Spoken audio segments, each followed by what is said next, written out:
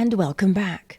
This Neville Goddard lecture from October the 13th, 1967. Trust in God. Ask any religious person if he believes in God, and he will say yes. But if you ask him who God is, everyone you ask will give you a different answer. So when I ask you to trust in God, I want you to know who God really is. For if you trust in him, your world will change. Speaking to God, Moses asked, "When I go to the people of Israel and tell them that the God of our fathers, the God of Abraham, the God of Isaac, and the God of Jacob sent me, and they ask me your name, what shall I tell them?" Then God replied, "Say this, I am has sent me to you. This is my name forever. Thus shall I be known throughout all generations."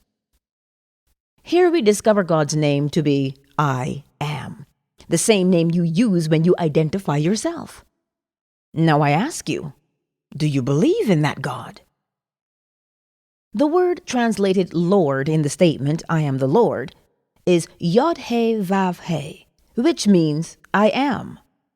So this statement could read, I am the I am. It is impossible to say I am and speak of another, and your awareness. Your I am is he who declares, I am the Lord, and my glory I will not give to another. During your lifetime, I am sure there have been those you thought greater than yourself. I remember when General Eisenhower returned from his successful campaign. There was a big parade for him, and thousands of people bowed before him, giving him their glory by worshiping a false image. There is no other God other than he who is housed within you.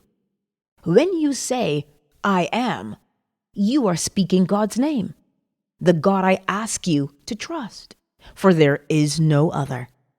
We are told to make no graven image unto me. If you make an image out of marble or metal in the shape of another and worship it, you have created a false god. A friend recently shared a wonderful experience with me. It seems a neighbor who forever dropping in on her, constantly telling horrible stories about her friends.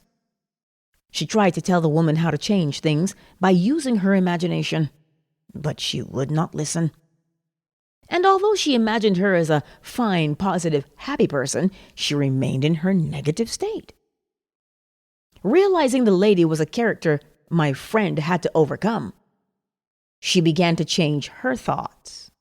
In her imagination, she told the neighbor that she loved her. This she persisted in doing until one day she realized she really did.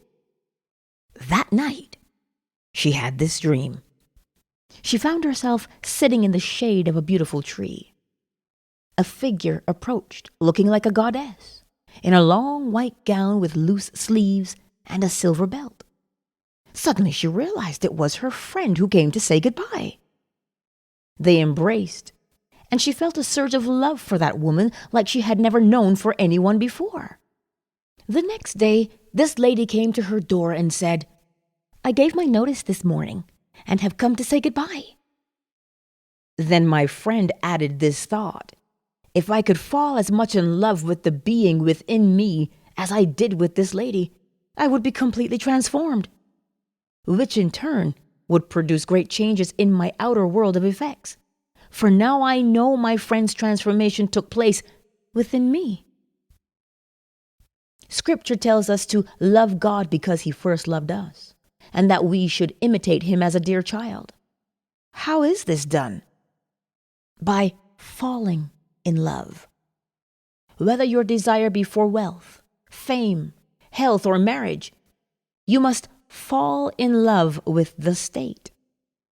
My friend fell in love and so transformed the lady, she will never again encounter that state. God uses man to express love and hate, for man is the agent to express the qualities of I am. There is no other God. You will find other characteristics of God, but those who know his name put their trust in I am. Put your trust in God's name. Knowing what you want, believe that your assumption will make it a fact. Believe that you need no one on the outside to aid you, for all things are possible to God. Assume things are as you want them to be, for an assumption persisted in will harden into fact.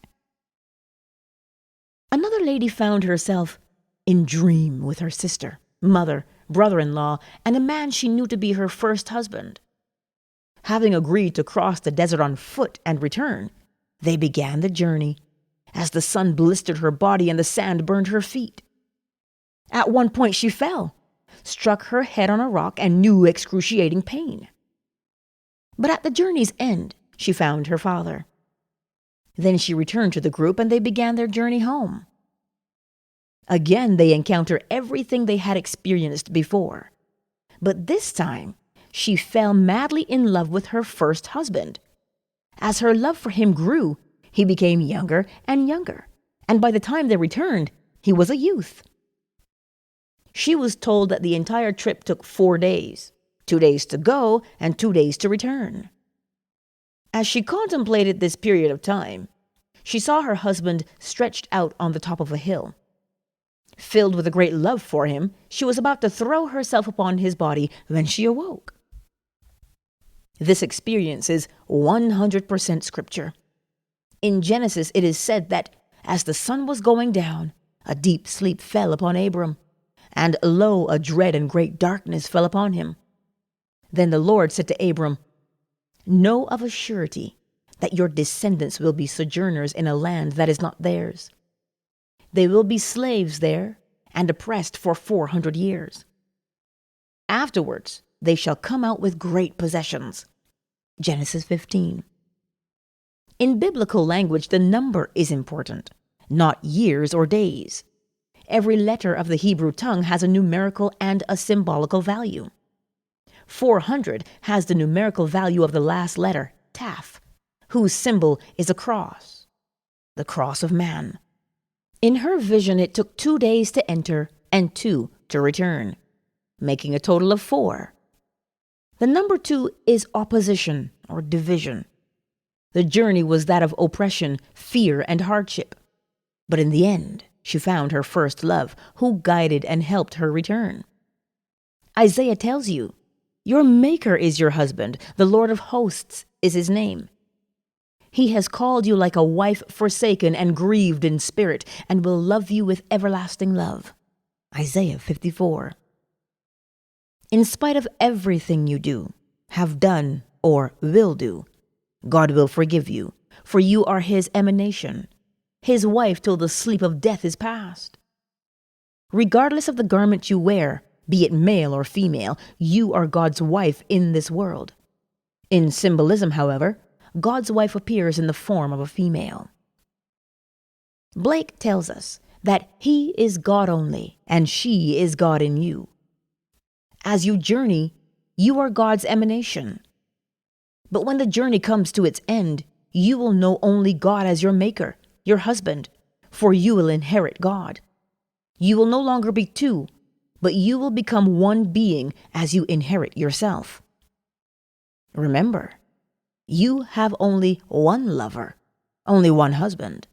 He is your own wonderful human imagination called God. It is he who gives you everything you fall in love with. But if you pray to a little statue made by human hands, you are serving a false god.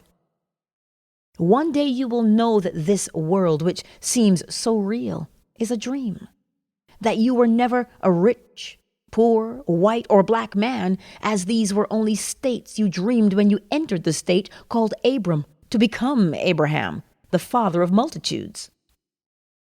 God revealed himself to Abraham as El Shaddai, God Almighty, then to Moses as I Am. God's final revelation will come to you when God's only begotten son, David, calls you Father. It is said that David died, and his sepulchre is within us to this day. Acts 2. It is within you, God's sepulchre, that David will rise. Appealing to the Lord to awake, David cries, "Rouse thyself! Why sleepest thou, O Lord? Awake! Do not cast us off forever." For only as the Lord awakes can David rise from the sepulchre and find his father.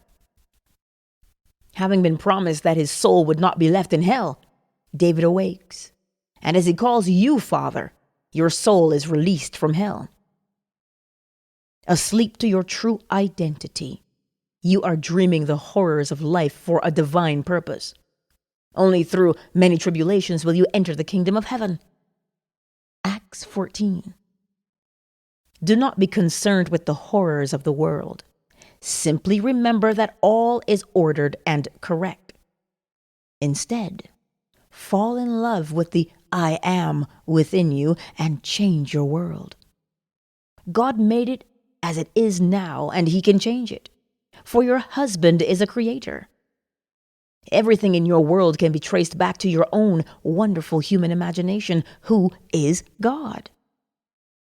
Man is all imagination, and God is man. He exists in us and we in him. The eternal body of man is the imagination, and that is God himself. William Blake. Fall in love with the state you now desire to occupy, and to the degree that you are self-persuaded, you will enter it.